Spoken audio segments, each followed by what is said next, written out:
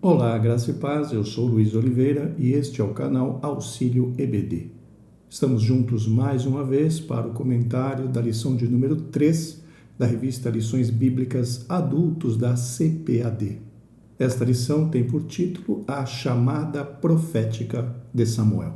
Nesta lição, meus irmãos, estaremos estudando a respeito da chamada profética de Samuel, os detalhes, inclusive conceituando no tópico 3 a respeito do dom de profecia e também do ministério de profeta no Novo Testamento. Para o texto áureo da lição nós temos: Então veio o Senhor e ali esteve, e chamou como das outras vezes, Samuel, Samuel. E disse Samuel: Fala que o teu servo ouve. 1 Samuel, capítulo 3, versículo 10. Como verdade prática, nós temos: a verdadeira chamada divina capacita o crente fiel a ser um porta-voz autêntico da palavra de Deus. Já na leitura bíblica em classe, nós temos 1 Samuel, capítulo 3, versículos de 1 ao 10.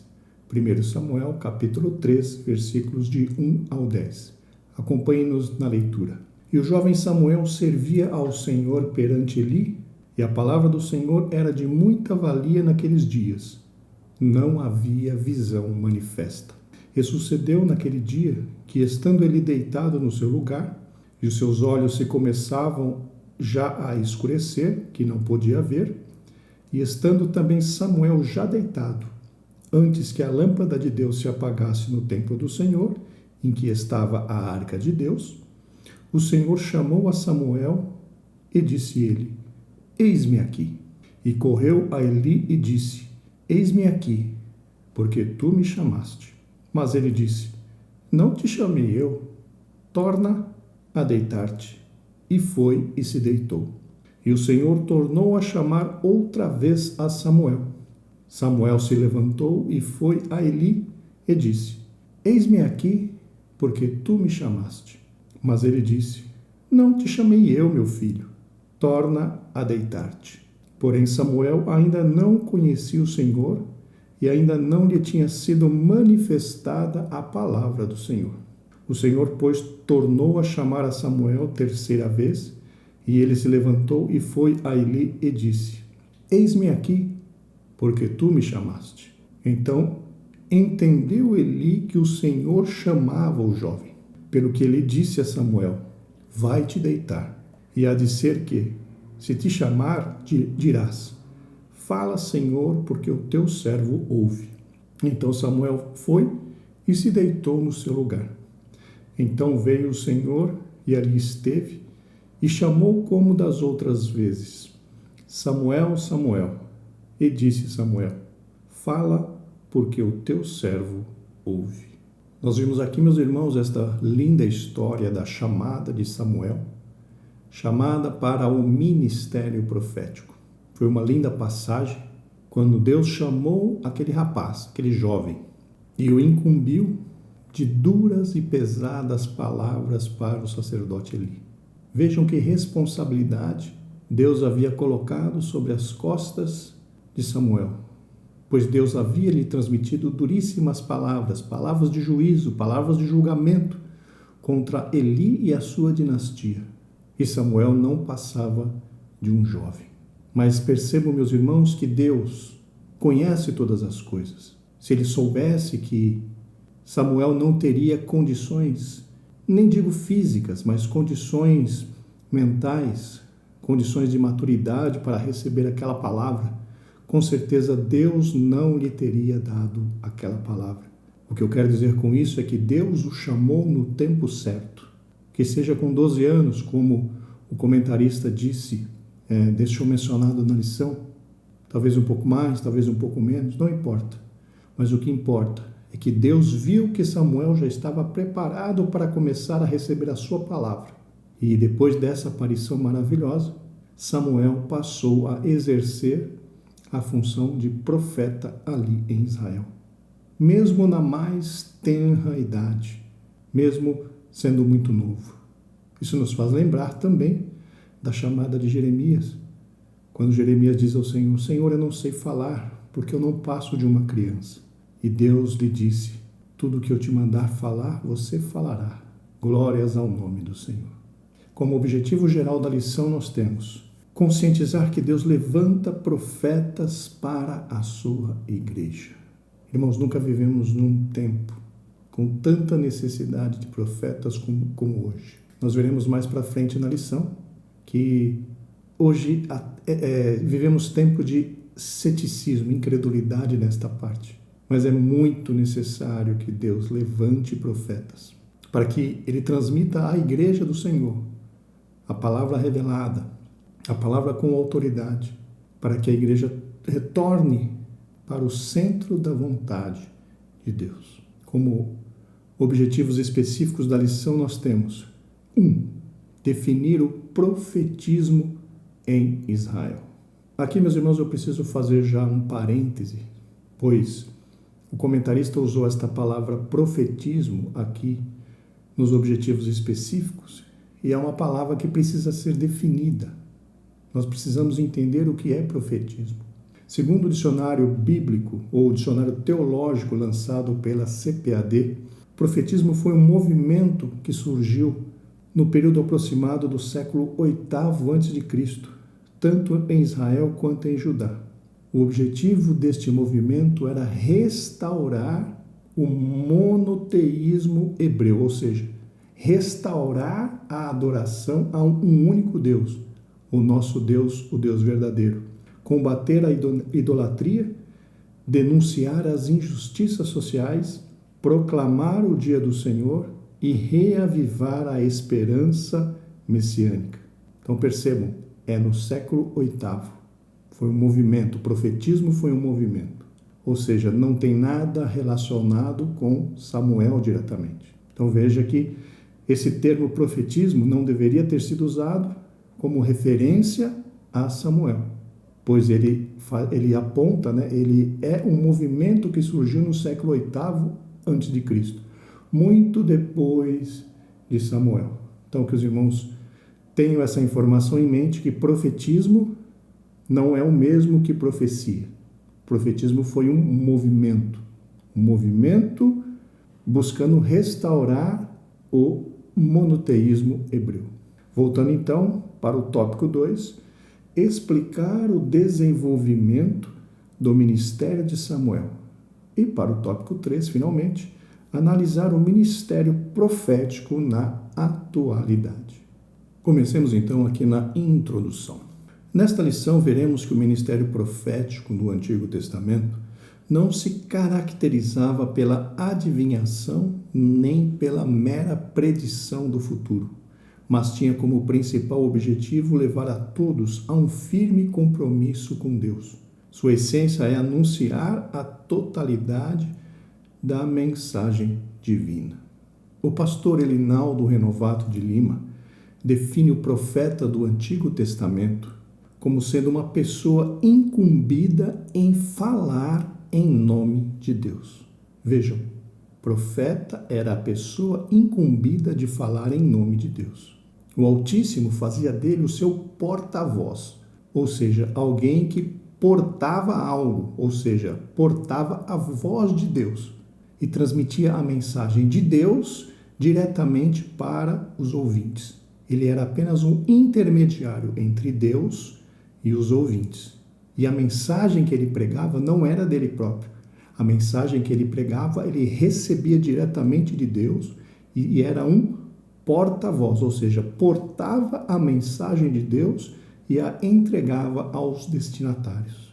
O profeta também era tido como um embaixador de Deus na terra, ou seja, alguém que representava os interesses de Deus aqui na terra, transmitindo a mensagem, transmitindo a voz do Senhor e mostrando ao povo qual era a vontade de Deus para cada um deles. Só que tem um detalhe nessas frases do comentarista.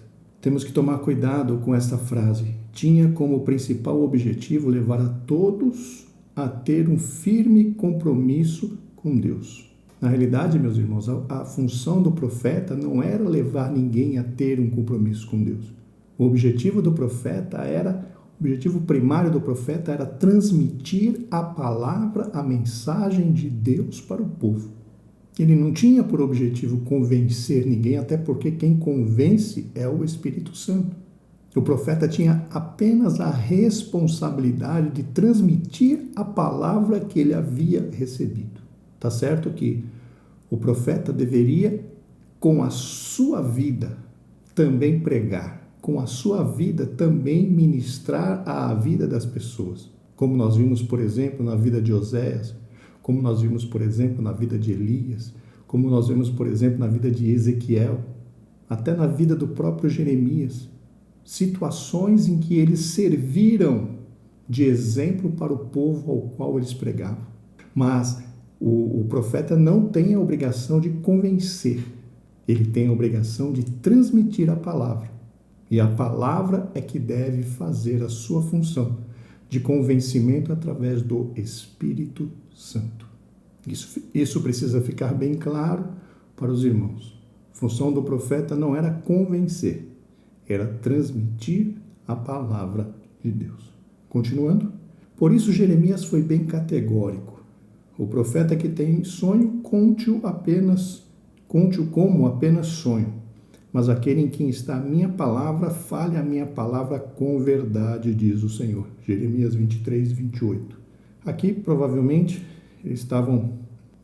muitos profetas sonhavam e achavam que estes sonhos eram sonhos proféticos.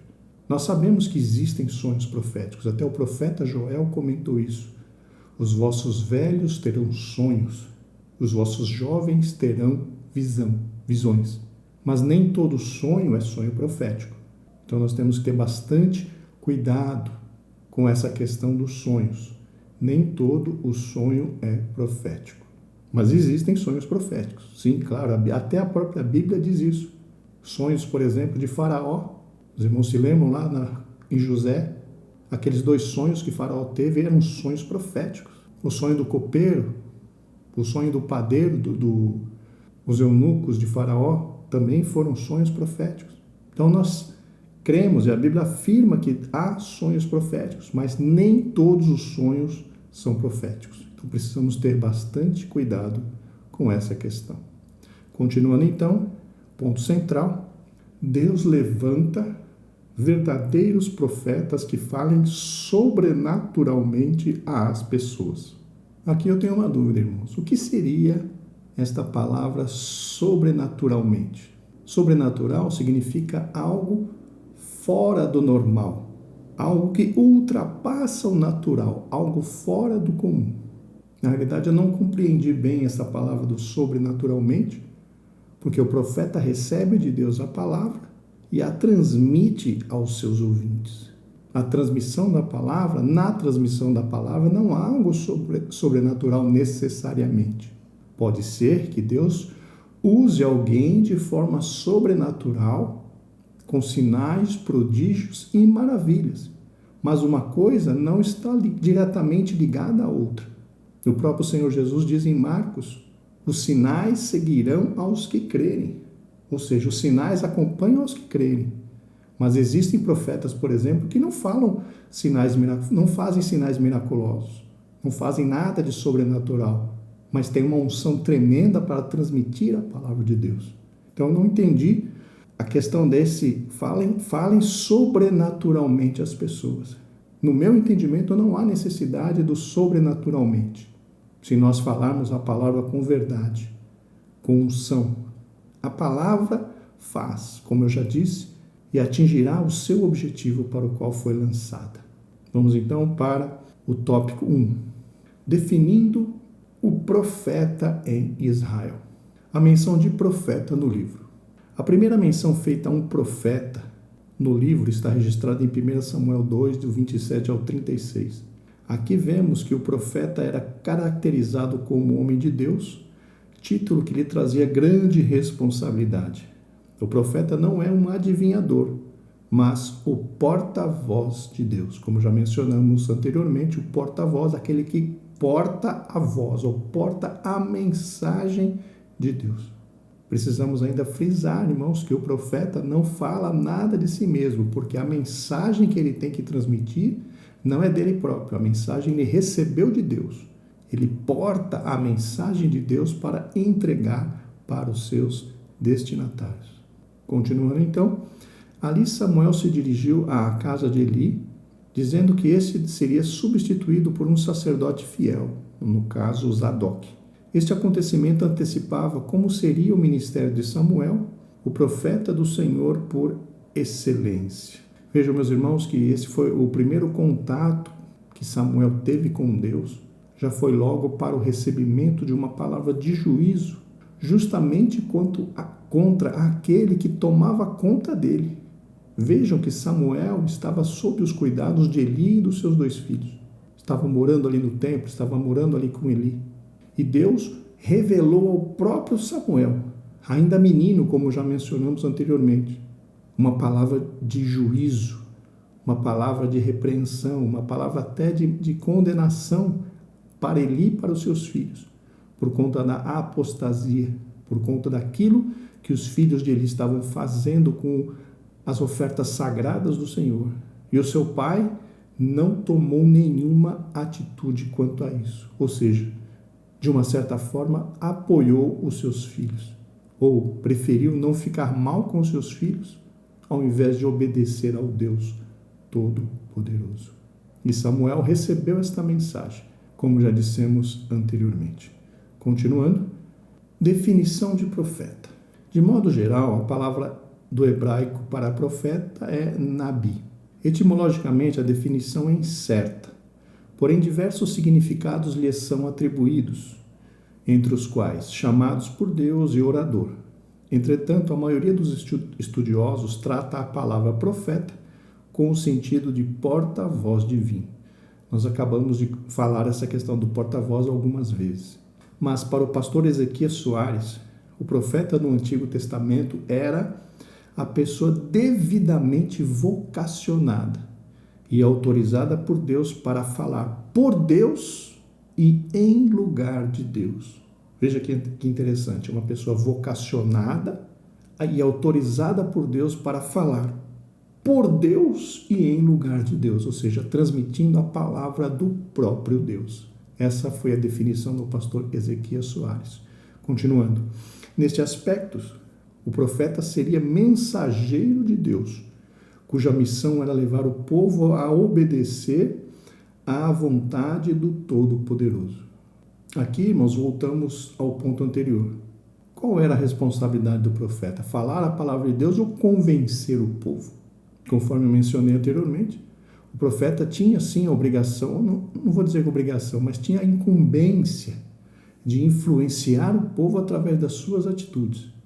Mas, mais uma vez, eu repito, o convencimento vinha da parte do Espírito Santo e não do profeta propriamente dito. Continuando, quem ouvisse esse porta-voz teria sucesso, pois o profeta comunica o que Deus lhe diz, fala o que o Senhor lhe falou. Vejam que essas palavras ditas pelo comentarista realmente corroboram, fortalecem aquilo que eu já disse aos irmãos. Pois o profeta comunica o que Deus lhe diz, ou seja, Deus diz ao profeta e o profeta transfere para as outras pessoas. Fala o que o Senhor lhe falou. Temos que lembrar, irmãos, aqui o que aconteceu com Jonas em Nínive. Até podemos correlacionar a questão de Jonas com o que nós vimos nas frases anteriores, onde o comentarista diz que o profeta teria que influenciar. Jonas não era um profeta? Sim, ele era um profeta. Qual foi a incumbência que ele recebeu? Deus disse a ele claramente: levanta-te e vai à cidade de Nínive e prega contra ela. Na primeira vez, os irmãos sabem, Jonas fugiu, mas depois aconteceram todas aquelas coisas que os irmãos já sabem. Ele foi lançado ao mar, um grande peixe o engoliu, ele ficou ali no ventre do peixe 3 dias e 3 noites, até que se arrependeu e Deus mandou que o grande peixe o vomitasse em terra. Depois disso, Deus novamente falou para Jonas: Jonas, levanta-te e vai à grande cidade de Nínive e prega contra ela a mensagem que eu já te falei. Alguns pensam, meus irmãos, que o grande peixe levou Jonas até Nínive. Até vemos, se eu não me engano, em músicas de criança sobre essa questão, mas na realidade Nínive fica no meio do continente. Não tem como o grande peixe levar o Jonas até lá perto. Jonas tinha que andar, se eu não me engano, 700 quilômetros da onde ele estava até chegar em Nínive. E ele foi a segunda vez. E o que aconteceu com Jonas? Jonas não foi convencer o povo. Jonas, na realidade, não queria que Deus perdoasse o povo. Mas ele foi, ele obedeceu a Deus. Chegou até ali em Nínive, entrou caminho de um dia na cidade de Nínive e pregou que Deus iria subverter aquela cidade. Ele pregou e saiu. A Bíblia fala que ele saiu e foi se sentar ali no monte para ver o que aconteceria à cidade. No meu entendimento, torcendo para que o fogo de Deus caísse. Mas Jonas não contava que o povo daria ouvidos à palavra de Deus. O rei ouviu a palavra de juízo e se arrependeu, trocou as suas roupas, vestiu pano de saco e proclamou um jejum na cidade para todos. Todos se arrependeram. E Deus, vendo o arrependimento do povo, Deus não mais destruiu a cidade. E aqui é a minha pergunta para os irmãos. Quem foi que convenceu? Foi Jonas?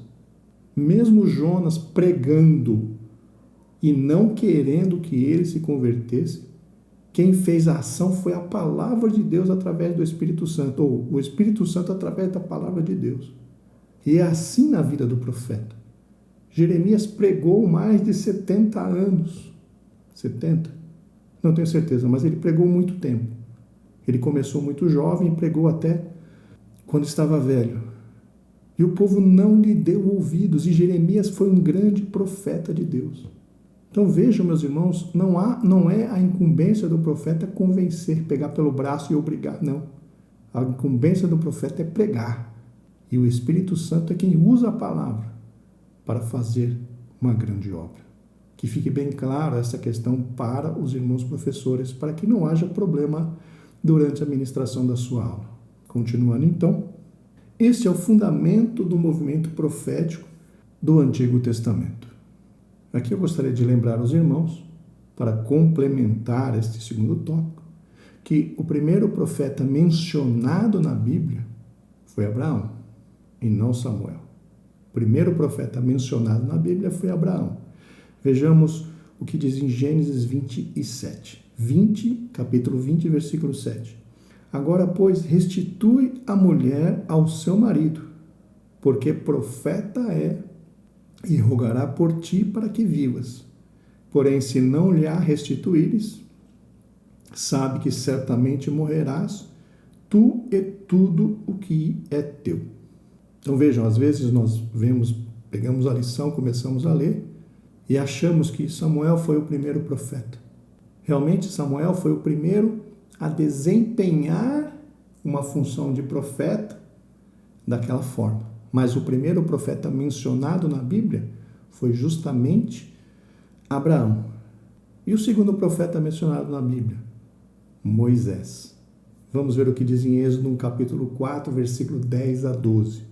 Então disse Moisés ao Senhor: Ah, Senhor, eu não sou homem eloquente, nem de ontem, nem de anteontem, nem ainda desde que tens falado ao teu servo, porque sou pesado de boca e pesado de língua. E disse-lhe o Senhor: Quem fez a boca do homem? Ou quem fez o mudo, ou o surdo, ou o que vê, ou o cego? Não sou eu o Senhor? Vai, pois, agora, e eu serei com a tua boca e te ensinarei o que hás de falar.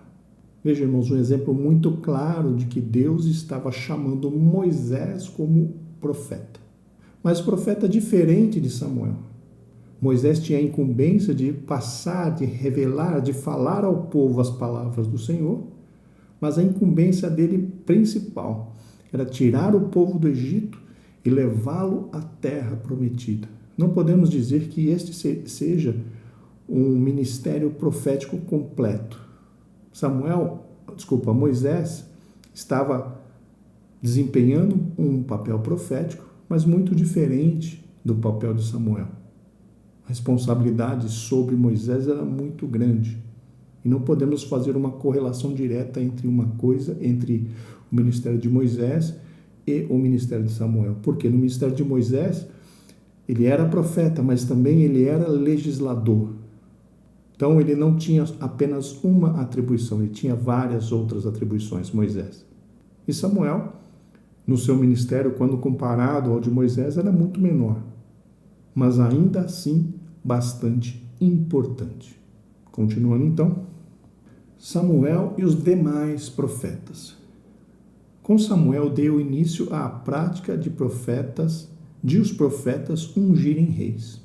Segundo o texto bíblico, o próprio Samuel comunicou as palavras de Deus a Saul de que este seria rei. Aqui precisamos nos lembrar que foi o povo que pediu a Samuel que colocasse sobre eles um rei. Já a questão da unção, como o nosso comentarista disse, ela não iniciou com Samuel. Na realidade, a unção já vinha sendo praticada, inclusive por Moisés, para santificar a Deus pessoas, utensílios, no caso o tabernáculo, ou seja, tudo aquilo que estava sendo dedicado a Deus deveria ser ungido. E no caso do rei, não seria diferente. Samuel estaria consagrando os reis ou ungindo as pessoas como rei, porque estes reis estavam a serviço de Deus. Eles não estavam subindo ao trono para fazer a sua vontade. Eles estavam subindo ao trono para obedecer à vontade de Deus. Por isso que eles eram ungidos, consagrados para o cargo. Segundo o comentário Brodmann, era comum ungir com óleo alguém ou algo quando se separava para o serviço divino, como eu acabei de dizer. Ele cita a pedra de Jacó em Gênesis 28:18. Lembra que Jacó ungiu a pedra como base para o tabernáculo do Senhor? A Arca da Aliança em Êxodo 30:26, vocês se lembram que a Arca da Aliança foi ungida? E também os sacerdotes em Êxodo 28:41. Os sacerdotes também foram ungidos. E outras passagens mais que nós temos na Bíblia. Mas que fique bastante claro para os irmãos, para os professores, a unção dos reis se dava justamente por isso. Os reis estavam sendo separados para fazerem a vontade de Deus. Está certo que muitos reis não foram consagrados, não foram ungidos, e muitos deles também não fizeram a vontade de Deus. Mas, inicialmente, eles foram ungidos por quê? Porque eles iriam desempenhar uma tarefa, uma atividade para o próprio Deus, que seria reinar sobre o povo de Israel. Continuando então, segundo os estudiosos, foi com Samuel que teve início o movimento profético formal em Israel. E com Elias, ele se desenvolveria ainda mais. Aqui, meus irmãos, voltamos um ponto, conforme falamos agora há pouco. O comentarista disse que foi com Samuel que teve início o movimento profético formal. E com Elias, ele se desenvolveria ainda mais. Não podemos esquecer, como citei agora há pouco, que Moisés desempenhou um grande papel de profeta entre o povo de Israel. Mas ele não era um profeta formal, como eu disse aos irmãos. No seu ministério havia também uma chamada para profeta. Mas ele foi, em primeira monta, o legislador de Israel. Aquele que foi responsável por tirar Israel do Egito e levá-lo à terra prometida. E essa questão de ser profeta era uma das suas atribuições. Outro ponto interessante, o comentarista diz que o ministério profético formal se desenvolveria ainda mais com Elias. Mas Elias, irmão, se você for olhar detalhadamente na Bíblia, Elias é o representante dos profetas. Nós encontramos, por exemplo, o Senhor Jesus falando da lei e dos profetas. A lei, quem era o representante? Moisés. E os profetas, quem era o representante? Elias. Como sabemos, como poder ter certeza dessa informação, que Moisés era da lei e Elias era o representante dos profetas? Nós temos a certeza disso no Monte da Transfiguração.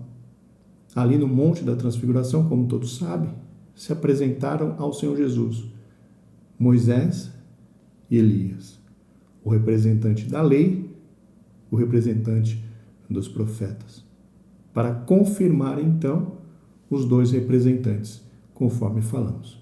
Então percebam, Elias foi o representante dos profetas, tanto que ele apareceu ao Senhor Jesus ali no Monte da Transfiguração. Apenas para corroborar esta mensagem, vamos ler Lucas 16:16. A lei e os profetas duraram até João. Desde então é anunciado o reino de Deus, e todo homem emprega força para entrar nele. Então veja, a lei e os profetas. Representante da lei, Moisés. Representante dos profetas, Elias. E João, é importante frisar isso, João foi o último profeta. Porque o próprio Senhor Jesus disse, a lei e os profetas duraram até João. João não era da lei, não era representante da lei. João era um profeta. E ele foi o último. A lei e os profetas duraram até João. Vejam que interessante, meus irmãos. Louvado seja o nome do Senhor. Continuando, então. A partir do ministério de Samuel, surgiram os profetas da corte, os que atuavam junto aos reis. Alguns desses profetas não apenas aconselhavam os soberanos, mas também eram seus escrivães. Por exemplo, Samuel, Natã e Gade fizeram alguns registros reais. Realmente nós vemos nos livros históricos da Bíblia, principalmente ali Crônicas, 1 Samuel e Reis, menção, né? E a vida do fulano de tal estão escritos nos livros do profeta tal, do profeta tal, do profeta tal. Ou seja, eles também eram, como disse o nosso comentarista aqui, escrivães. Eles escreviam livros a respeito da vida dos reis, enfim, das pessoas importantes daquela época, basicamente dos reis. Continuando então agora, no tópico 2, o desenvolvimento do ministério de Samuel. Crescimento profético de Samuel. Se os filhos do sacerdote Eli praticavam pecados abomináveis, o jovem Samuel crescia com integridade diante de Deus e do povo. Sempre houve em Ana, sua mãe, um cuidado especial para que seu filho estivesse envolvido com a obra de Deus. Ela orou por ele e o entregou aos cuidados de Eli. Conforme mencionamos, irmãos, na aula anterior, o ambiente em que Samuel cresceu era altamente corruptível, por causa do procedimento dos filhos do sacerdote Eli, que além de profanar os sacrifícios que os israelitas levavam para o templo, vocês lembram do que eu comentei? Parece que eles gostavam muito de churrasco, né? Gostavam muito de comer carne assada, e nem respeitavam as ordenanças sobre as oferendas, sobre os sacrifícios, e eles mesmos queriam chegar e escolher a carne e carne crua para que eles comessem, e não a carne cozida ou a carne ali do sacrifício, profanando algo que era santíssimo. E não apenas isso, conforme também falamos na aula passada, eles se deitavam com as moças que ficavam ali rodeando o templo, ou seja, havia prostituição e havia profanação. Mas Samuel, mesmo neste ambiente altamente corruptível, ele se manteve íntegro, se manteve fiel. A Bíblia não menciona isso, mas eu quero crer, meus irmãos, que Ana, a sua mãe, teve um papel muito importante nesta questão da formação de Samuel. Por que eu digo isso? A Bíblia fala que ela subia a Siló todos os anos para o sacrifício anual. E todos os anos a Bíblia fala que ela levava uma túnica para Samuel. E quando entregava a túnica, com certeza ela conversava bastante com ele, ali nos dias em que eles estavam ali em Siló para oferecimento dos sacrifícios, para levar os dízimos e tudo mais. No meu entendimento, Ana conversava bastante com Samuel e com certeza orientava e com certeza dava instruções e com certeza aconselhava. Até porque Samuel era filho de Eucana, e Eucana era da tribo de Coate, ou seja, levita, responsável ali por levar as coisas da parte de dentro ali do Santo dos Santos. Eles carregavam, eram responsáveis ali por aqueles utensílios e aqueles móveis que estavam ali dentro do tabernáculo. Então Ana tinha, no meu entendimento, a visão correta de como deveria ser o porte, a vida de Samuel ali junto ao templo. E no meu entendimento, irmãos, a Bíblia não informa isso. Mas no meu entendimento, Ana teve um grande trabalho, ou seja, foi uma das grandes responsáveis para que Samuel não se corrompesse. O comentarista cita Eli. E mais para frente nós vamos ver que ele cita que Eli, que Samuel foi forjado aos pés de Eli. Mas Eli, irmão, não tinha moral. Eli não tinha moral. Ele sequer corrigia os seus filhos. Ele ouvia o que os filhos faziam, a profanação que os filhos cometiam ali, e ele não tomava atitude nenhuma. Preferiu agradar aos seus filhos do que se colocar como um servo de Deus. Aqui é a minha opinião. Que moral Eli teria para instruir Samuel? Se ele quisesse instruir Samuel do jeito certo, mas ele faria fazendo coisa errada, apoiando o erro dos seus filhos, isso seria hipocrisia. Então percebam, isso é entendimento meu. Cada um dos irmãos pode pensar nisso que eu estou dizendo e se quiser deixar aqui nos comentários a sua opinião, fique à vontade, vamos conversar sobre isso. Mas no meu entendimento, pelo que nós vemos na Bíblia, ele não tinha moral alguma. Tanto que a Bíblia fala ali no comecinho do livro de Samuel, que Deus mandou um profeta repreendê-lo. Porém, Eli não acatou aquilo que Deus queria que ele fizesse. Deus o repreendeu. Se Eli tivesse se arrependido e realmente ido, entre aspas, para cima dos seus filhos, cobrá-los e repreendê-los, para que eles não mais profanassem, a Bíblia nos dá a entender que haveria condição de reverter a situação. Mas Eli foi repreendido pelo profeta e não deu ouvidos. E depois Deus mandou a palavra profética para o menino que ele estava criando. E o que aconteceu depois disso? Nada. Ele disse, ele é Deus, ele faz o que ele quiser, ou seja, não se repreendeu nem com a repreensão do profeta e nem se arrependeu com a mensagem que Deus entregou a Samuel. Agora a minha pergunta, um homem desse tem ou teria condições de forjar um homem de Deus? No meu entendimento, muito pouco provável. Então eu acredito, irmãos, essa vitória na vida de Samuel, a possível atuação da sua mãe, Ana, que se preocupava muito, como o próprio comentarista disse, se preocupava muito com seu filho no ministério, fazendo-lhe uma túnica todos os anos, e todos os anos indo vê-lo, e com certeza aconselhá-lo, e com certeza orientá-lo. Se você pensa diferente, ou sabe de algum versículo diferente disso que eu estou pensando, por favor, deixe nos comentários aqui embaixo no vídeo, deixe nos comentários se você está assistindo o vídeo no site Estudantes da Bíblia, me mande um e-mail, ali na página principal tem o meu endereço de e-mail, pode nos mandar um e-mail, vamos conversar a esse respeito. Continuando então, observando a dedicação de Ana e seu comprometimento, orou por ela, rogando a Deus a bênção para a sua casa. Aqui, irmãos, mais uma vez, comentamos o que já falamos numa aula anterior. A Bíblia fala que Deus colocou os sacerdotes para abençoar o povo em nome do Senhor.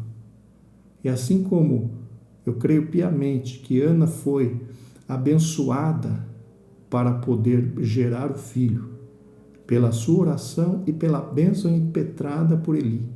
Eli disse a ela, você se lembra da aula passada, Eli disse a ela, vá em paz e que o Senhor lhe conceda a sua petição. Isso é bênção, isso era o profeta abençoando, o sacerdote abençoando.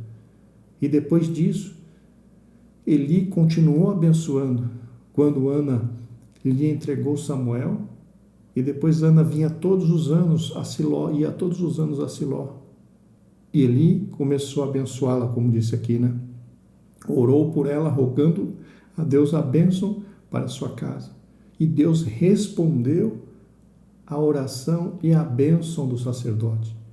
Deu a Ana mais 3 filhos e 2 filhas. Glórias ao nome do Senhor. Continuando.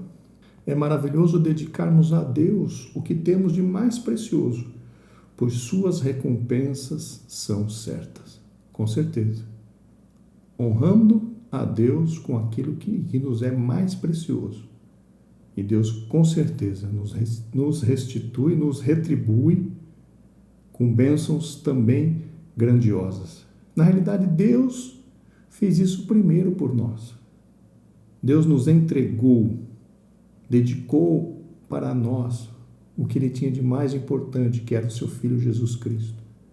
Deus amou o mundo de tal maneira que deu o seu Filho unigênito, para que todo aquele que nele crê não pereça, mas tenha a vida eterna. Deus já fez por nós, meus irmãos.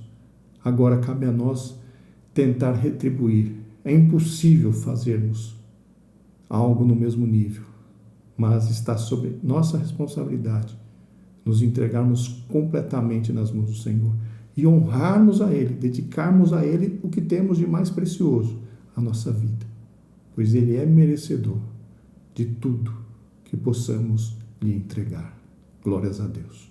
Tópico 2, a formação profética de Samuel. Aqui, meus irmãos, entramos num assunto que acabamos de discutir sobre a falta de moral de Eli. Eli não tinha moral para isso. Mas vamos ao texto. Samuel aprendeu com Eli. Veja, talvez tenha aprendido as regras, talvez tenha aprendido como servir no santuário, mas nada relacionado à justiça, nada relacionado à sinceridade, nada relacionado à santidade e principalmente ao zelo pelas coisas do Senhor. Ele não tinha moral para ensinar isso. Continuando, ele foi formado pelo velho sacerdote, assim como Paulo aprendeu aos pés de Gamaliel e Timóteo com Paulo. Aqui já discutimos essa questão da falta de condições de Eli de ser exemplo. E além disso, a Bíblia ainda fala que Eli há muito tempo não ouvia a palavra de Deus. Há muito tempo Deus não falava com ele. Então percebam, Eli tinha muito pouco a dar para Samuel. Continuando, Deus chamou Samuel quando ele tinha cerca de 12 anos. 1 Samuel 3, do 1 ao 4. Ou seja, a mesma faixa etária de Jesus quando foi levado a Jerusalém por seus pais.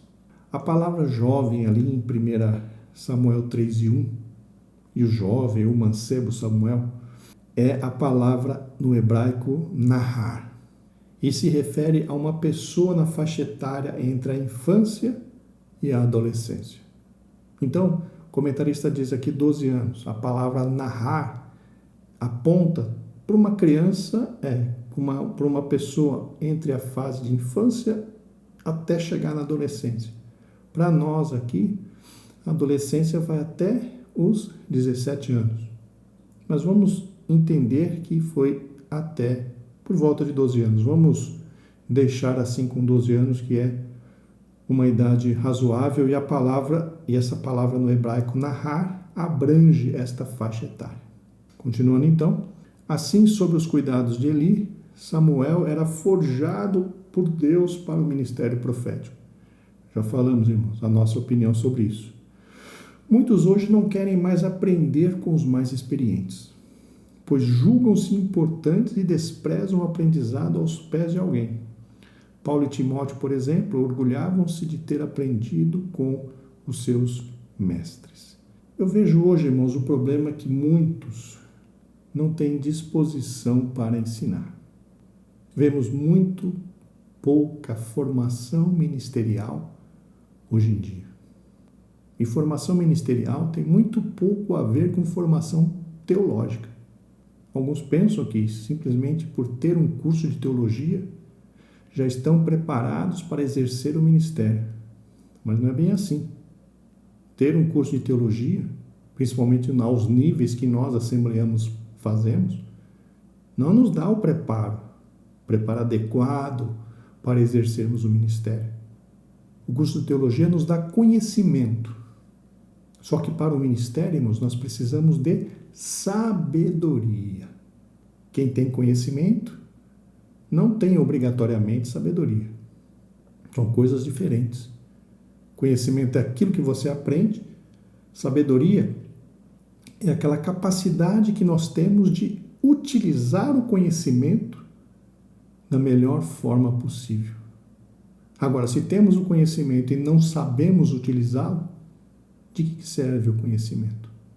Então percebam que é de suma importância que os ministros, que os futuros ministros, que os futuros obreiros passem por um treinamento, passem por um discipulado junto com alguém. Andem com um líder, andem com alguém que lhes instrua, ande com alguém que lhes ensine, que os pegue pela mão e os mostre no dia a dia, não só na teoria, irmãos. Muitas vezes as pessoas pensam, não, eu vou ver uns vídeos, tem escola de líderes no curso online, escola disso, escola daquilo. Tudo isso apenas passa teoria. O que nós aprendemos na realidade é na vivência do dia a dia. A teoria é importante? Sim, é importante. Mas o crescimento maior se dá no dia a dia ministerial. Quando estamos, eu costumo dizer, carregando a pasta de alguém. Quando estamos acompanhando um pastor, quando estamos acompanhando um líder, enquanto ele executa as funções ministeriais. Esta é a melhor escola. Este é o melhor treinamento. Nós acompanharmos alguém que está trabalhando, alguém que está pastoreando, alguém que está fazendo a obra de Deus. E se temos a oportunidade de estar ao lado desta pessoa, com certeza cresceremos em muito na maturidade ministerial. E chegará um momento em que nós estaremos prontos para exercer a função no ministério. Só a teoria, meus irmãos, gera muito pouco resultado.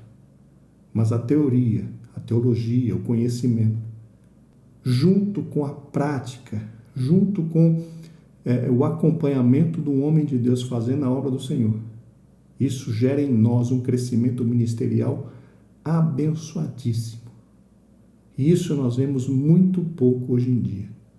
Oxalá que os grandes líderes voltem a inspirar os seus liderados, voltem a instruir, voltem a estar junto com os seus liderados na obra do Senhor, para que eles possam aprender na prática aquilo que eles veem na teoria, que eles possam colocar a teoria em prática e aí sim alcançar resultados satisfatórios no seu ministério. Glória ao nome do Senhor. Continuando então, no terceiro, a disciplina de Samuel. Ainda jovem, Samuel já se mostrava disciplinado. Ao ouvir uma voz que o chamava pelo nome, pensando que fosse a de Eli, por 3 vezes dirigiu-se a ele com todo respeito e temor, como diz lá em 1 Samuel, no capítulo 3, versículos 4 e 5. Temos que admitir, meus irmãos, que esse respeito demonstrado por Samuel a Eli, hoje em dia é muito difícil de ser encontrado. Se nós formos olhar nas minúcias, parece ou parecia que Eli estava brincando com Samuel. Não era Eli quem estava chamando, era o próprio Deus. Mas Samuel, a Bíblia fala que não conhecia a Deus. Então Samuel se levantou e foi a Eli e disse: estou aqui porque tu me chamaste. Percebam que nem foi uma pergunta. Samuel não perguntou. Alguém meio desavisado pode considerar aquela frase como sendo uma pergunta. Estou aqui porque me chamou? Não. Samuel não estava fazendo uma pergunta. Samuel estava dizendo: estou aqui porque me chamaste. Ou seja, o Senhor me chamou? Aqui estou. Ele não estava perguntando o porquê que Eli o chamou. Ele simplesmente ouviu a voz, achou que fosse Eli, chegou lá e parou e falou: estou aqui. Estou aqui porque você me chamou. Estou aqui. Um de nós, facilmente, na segunda vez, já teria reclamado: sou palhaço agora? Já é a terceira vez que você me chama e está brincando comigo, está pensando que eu sou o quê? Só que Samuel não. Samuel foi nas 3 vezes e a Bíblia não dá nenhuma indicação que ele se indignou por essa questão. Hoje, tenho certeza que a maioria de nós ia se indignar, porque ia parecer que estava parecendo que Eli estava brincando com ele. Mas não era Eli que estava falando. Então percebam, realmente Samuel era muito disciplinado. Esse tipo de disciplina é muito difícil ser encontrada hoje. Continuando então, essa postura apontava que ele era o homem certo para ouvir a palavra de Deus, a palavra do Senhor. Meus irmãos, aqui eu só quero acrescentar o seguinte: o que Samuel tinha era disciplina e submissão. Mas disciplina e submissão não são as únicas virtudes necessárias para Deus levantar um profeta. Além da submissão, além da disciplina, o profeta precisa também ter justiça, precisa ter retidão e precisa ser fiel, ter fidelidade. Ou seja, justiça, retidão e fidelidade são outras virtudes que uma pessoa precisa ter em sua vida para que Deus possa levantá-lo como profeta. Então não era, no meu entendimento, não era apenas por causa da disciplina, não era apenas por causa da submissão, mas também porque, pelo que a Bíblia diz, Samuel demonstrava justiça, demonstrava retidão e demonstrava fidelidade. Por todas estas virtudes é que o Senhor o escolheu. Ou seja, não apenas porque ele foi submisso, como o comentarista disse aqui, né? Que essa postura submissa apontava que ele era o homem certo para ouvir a palavra do Senhor. Há muitas pessoas que são submissas, mas não são justas.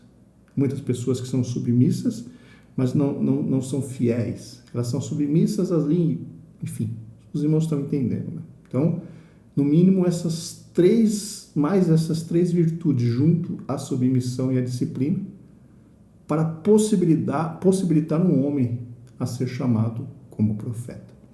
Continuando então, por não ter uma experiência pessoal com Deus, ainda não sabia como responder ao chamado divino.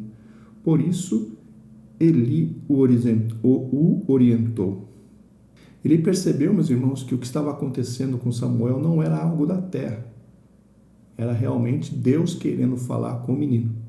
E por isso ele foi obrigado a dizer para o menino: olha, quando a voz te chamar novamente, você diga: fala, Senhor, que o teu servo ouve. Ou seja, naquele momento, Eli compreendeu que Deus queria falar com o menino e ele tão somente o orientou. Porque a Bíblia é muito clara. Samuel ainda não conhecia o Senhor. A Samuel ainda não havia sido manifesta a palavra de Deus. Ele aprendeu a fazer o quê? A servir no templo. Abrir o templo, limpar o templo, acender as lâmpadas, apagar as lâmpadas, enfim, fazer toda a rotina dentro do templo. Mas ele ainda, pelo que a Bíblia fala, não conhecia ao Senhor. E naquele momento que Deus o chamou, e ele não compreendeu, ele foi obrigado a lhe instruir para que Deus pudesse falar com ele. Glória a Deus. Continuando então, desde então Samuel passou a receber visões de Deus e orientações sobre a sua palavra. Ou seja, diante da aceitação de Samuel, diante da resposta positiva de Samuel, Deus passou a falar-lhe, revelar-lhe a sua palavra. Glória a Deus. Se nossos filhos servirem a Deus com a disposição de Samuel, educados pela sua família na presença do Pai, eles influenciarão de maneira impactante a sua geração. Realmente Deus está procurando pessoas para usar, para influenciar positivamente a nossa geração. Glórias a Deus. E agora, meus irmãos, como último tópico, vamos falar do ministério profético na atualidade. O dom da profecia. O dom de profecia disponível a todos os crentes manifesta-se de forma sobrenatural e momentânea. encoraja, exorta e consola a igreja. Edifica de forma coletiva e individual o povo de Deus. O dom de profecia é uma dádiva de Deus à sua igreja. É maravilhoso saber que o Pai ainda fala diretamente com o seu povo. Em relação, meus irmãos, ao dom de profecia, é muito importante nós deixarmos claro para os irmãos que o dom de profecia é a manifestação do Espírito Santo. E parafraseando aqui o comentarista, uma manifestação momentânea e sobrenatural do Espírito Santo em nós. Ou seja, é Ele quem opera em nós, ou através de nós, no dom da profecia. Os 9 dons do Espírito Santo não são nossos. Eles são operados em nós através do Espírito Santo. Ou seja, a palavra da ciência, a palavra da sabedoria, a palavra da ciência, o dom de fé, os dons de curar, enfim, variedade de línguas, interpretação de línguas, enfim, eu já não me lembro dos outros 3, mas a profecia, esses dons, eles não são nossos, os cristãos. Os dons são do Espírito Santo e o Espírito Santo manifesta esses dons na nossa vida ou através da nossa vida, de uma forma momentânea e de uma forma sobrenatural. Só que para isso, irmãos, o comentarista diz aqui, o dom de profecia é disponível a todos os crentes. Está disponível a todos os crentes desde que eles sejam batizados no Espírito Santo. No Novo Testamento não há indicação de profecia sem o batismo no Espírito Santo. Como eu já disse, por quê? Porque o dom da profecia, dom de profecia, é a manifestação do Espírito Santo através das nossas vidas. E para que isso aconteça, nós precisamos ser batizados no Espírito Santo. Então, só corrigindo o que o comentarista deixou escrito, disponível a todos os crentes que forem batizados no Espírito Santo. Na realidade, o batismo no Espírito Santo está disponível para todos. Estes sinais seguirão aos que crerem, diz lá em Marcos 16 e 15. Os sinais seguirão, mas muitas vezes as pessoas não recebem porque não pedem, ou não recebem porque não creem. Então está disponível a todos os que buscarem o batismo no Espírito Santo. Porque à primeira vista pode ser que para qualquer um. Não, há necessidade de sermos batizados no Espírito Santo antes que o Espírito Santo possa nos usar no dom de profecia. Continuando então, o ministério de profeta no Novo Testamento. O emprego do termo profeta no Novo Testamento refere-se a determinados indivíduos chamados por Deus, a fim de entregar revelações específicas à igreja. Percebam, o dom de profecia é diferente do ministério de profeta. Suas mensagens eram proclamadas com autoridade sobrenatural e reconhecidamente divina. Veja-se, por exemplo, o caso de Ágabo, em Atos 11, 28 e também em Atos 21, 10. Segundo Atos 13, 1 e 15, 32, os profetas eram impulsionados extraordinariamente pelo Espírito Santo para o exercício desse ministério. Não podemos confundir o ministério profético com o dom de profecia. Percebam, irmãos, o dom de profecia, como falamos anteriormente, é a atuação do Espírito Santo através das nossas vidas para ministrar uma palavra, ou individualmente ou coletivamente para a igreja.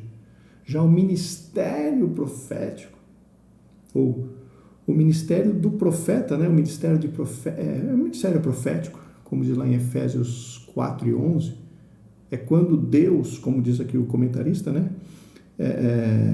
E agora eu vou usar uma palavra do pastor Ezequias Soares. Veja o que o pastor Ezequias Soares fala a esse respeito. O ministério profético refere-se a pregadores irresistivelmente cheios do Espírito Santo, que cooperavam na edificação da igreja, dedicando-se ao ensino e à interpretação da palavra de Deus. Eles também dedicavam-se a explicar o cumprimento das profecias do Antigo Testamento e punham-se a exortar, edificar e consolar a igreja de Cristo.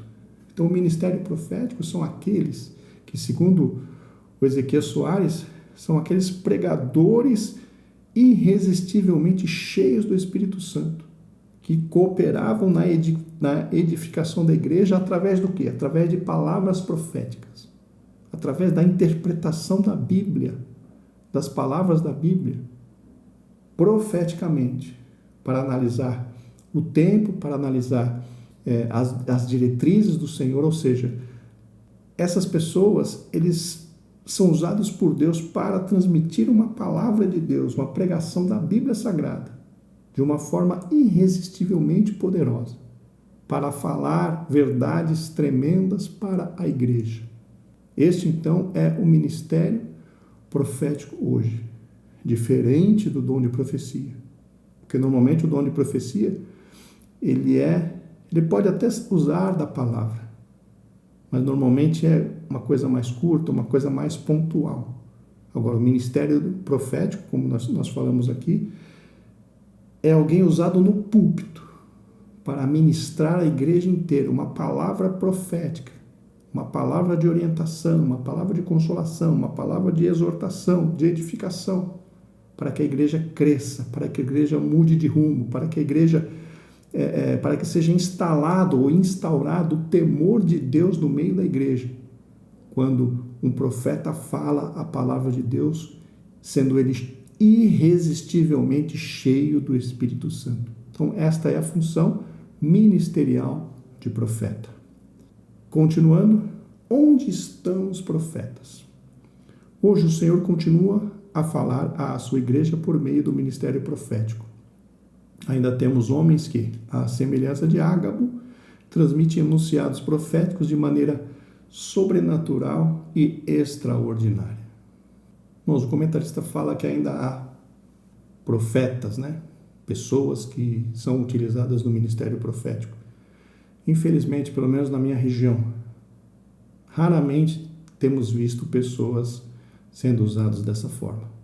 Talvez sejam pelos escândalos que aconteceram no passado e hoje a igreja está ficando mais cética, mais incrédula sobre isso, seja por se multiplicar a iniquidade, enfim, não sabemos qual o motivo principal. O certo é que poucas pessoas nós temos visto sendo usadas por Deus nesse ministério profético. Oxalá, meus irmãos, possamos nos voltar à palavra de Deus. Oxalá possamos nos voltar a estar no centro da vontade de Deus, para que os dons ministeriais voltem a ser manifestados no meio da igreja, de uma forma inconfundível. Eu não digo só onde estão os profetas, eu digo onde estão os apóstolos, os doutores, os evangelistas. Hoje praticamente só vemos pastores. E como pastor eu quero dizer aquele que se dedica à igreja local. Mas nós sabemos que nós temos 5 dons ministeriais: apóstolos, profetas, evangelistas, pastores e doutores. Só temos visto hoje, basicamente, os pastores. E os outros 4, onde estão? Eles não caíram por terra ainda. Eles não, entre aspas, caducaram. Porque nós não chegamos ainda à estatura de varão perfeito. Então, eles estão aí. Eles estão com seus chamados. Nós temos o nosso chamado. Cada um tem o seu. Mas por falha nossa, muitas vezes não exercemos o nosso chamado. Que Deus nos guarde, irmãos, nos dê da sua graça, para que nós nos levantemos nessa terra para fazer a vontade de Deus. Quer seja no ministério como apóstolo, quer seja no ministério como profeta, quer seja no ministério como evangelista, ou o ministério como pastor, ou o ministério como doutor. Façamos a vontade de Deus. Não enterremos o talento, o valor inestimável que o Senhor depositou nas nossas mãos. E por fim, vamos à conclusão. Desculpa, ainda tem uma parte aqui.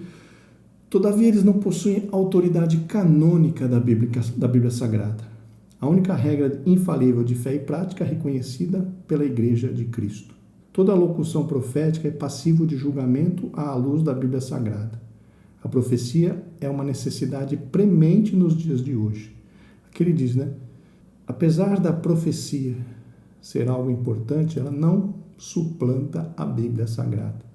A profecia não pode suplantar a Bíblia Sagrada. A profecia real para nós hoje é a Bíblia Sagrada. Então, toda palavra profética que vem, ela precisa estar de acordo com a Bíblia. Não pode haver profecias que desacreditam a Bíblia ou estão contrárias à Bíblia Sagrada. Porque a Bíblia é o que mede. A Bíblia é a régua de medição, é a régua de aferição das profecias. E aqui no comentarista diz, toda locução profética é passível de julgamento à luz da Bíblia Sagrada. O próprio apóstolo Paulo diz, quer profetizar, profetize um após o outro e depois a igreja julgue.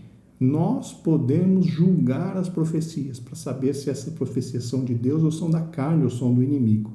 Então as profecias precisam ser julgadas e precisam ser aferidas de acordo com o quê? Com a palavra de Deus, porque a palavra de Deus é a nossa regra de fé e prática. Ela é o nosso manual de vida, manual do cristão. O livro que vai nos levar para o céu. O livro que nos ensina a caminhar com o Senhor Jesus Cristo. Glórias ao nome do Senhor. E agora sim, por fim, conclusão. Onde estão os crentes usados por Deus para falar extraordinariamente ao seu povo? Nesses últimos dias precisamos de obreiros fiéis que busquem os dons do Espírito. Entretanto, estejamos vigilantes. Como já dissemos, todo enunciado profético tem de passar necessariamente pelo crivo da Bíblia Sagrada. Então, como eu já disse, que Deus nos dê da sua graça para que nós desenterremos os nossos talentos, os nossos dons ministeriais e façamos a obra de Deus para a glória do nome dele. Muito obrigado pela sua companhia até aqui. Até a semana que vem, se Deus quiser. A paz do Senhor.